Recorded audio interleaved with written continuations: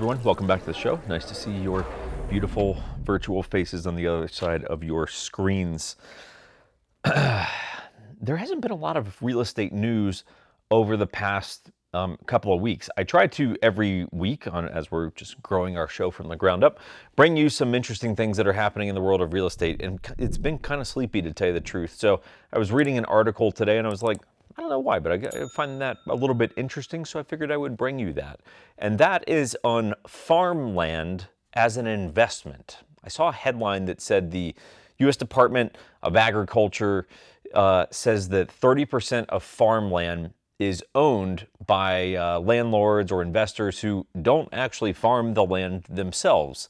And I thought, that's interesting, because 30% of farmland is a lot. I think the total number of farmland in the U.S. is about 900 million acres. So if you go, man, 30% of that, we're talking damn near, let's just say 300 million acres of farmland that is owned by people that then rent it out, as funny as that sounds. But then I thought, okay, well, it does make a little bit of sense here. And then in the same article, I think it was on CNBC or something like that, was saying that Bill Gates is actually the largest private farmland owner in the country. And he's got 270,000 acres worth of land that crosses the course of like 10 states or something like that.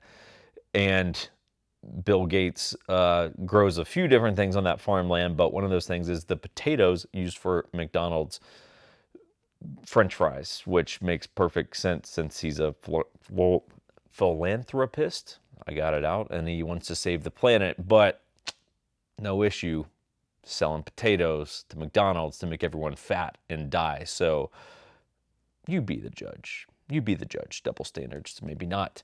But, look, the whole thing makes sense. Look, from a farmer's perspective, the reality is it's a very tough business. And a lot of farmers wind up in the boat of they've owned their farmland for tens of years, maybe even family generational farmland. And so they have potentially either farmland that is paid off or largely paid off.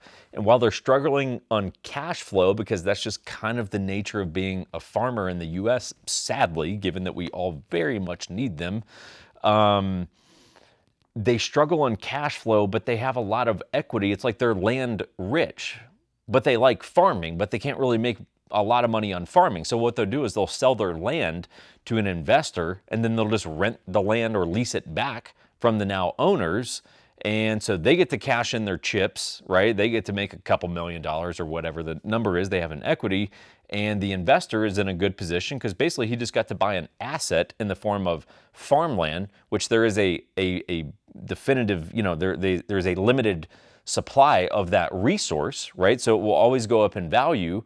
So they bought that asset, and now they get to have cash flow on it, whatever, 2-3%, just make the cash flow from renting him back out. So it's kind of cool because it's a win-win for everyone. The farmer gets what he wants. He cashes in his land chips in the form of equity. The investor gets what he wants, an appreciating asset that he also gets to make cash flow on. So it's actually a pretty cool little deal there. So I wish I had some grand sales pitch here, but I guess it would really be, hey, if you need to buy farmland, hit us up and we'll see if we can't figure something out. If you're sitting on a bunch of cash and you're like, that sounds fantastic, I would love to buy, 1,000 acres or whatever it is, we'll see if we can help you guys out. So 1911syndicate.com, that's my baby. That's my company I started a couple years ago. We're a real estate company. We're based here in Salt Lake City, Utah, where I live, and operate in a bunch of different states where we have different, referral partners and lenders and things like that. So if you ever need help, reach out. We are,